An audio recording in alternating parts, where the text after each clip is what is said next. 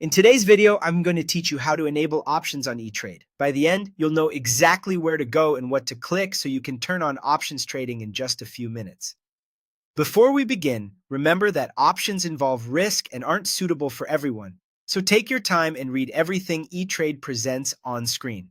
Start by logging into your ETrade account. Use a secure connection and sign in the way you normally do. If you're prompted for additional verification, complete that as well. Once you're in, make sure you're viewing the correct account, especially if you have more than one under your login. Options permissions are set per account, so confirm you're on the account where you want to trade options. Next, look for the profile area. On the ETrade website, you'll typically find this in the top navigation bar, often near your account name or an icon for settings.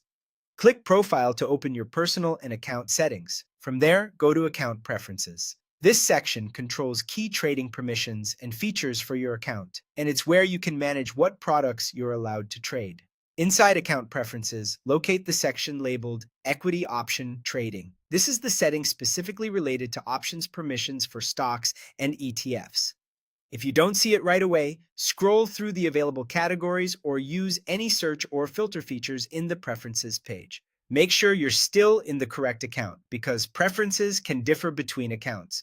When you find equity option trading, click Upgrade. This tells ETrade you want to enable options trading on that account. Depending on your situation, ETrade may display on-screen prompts, disclosures, or questions about your investing experience and objectives. Read each page carefully and follow the instructions. If any acknowledgments or confirmations appear, review them and proceed. Some approvals can be quick, while others may take additional time to process.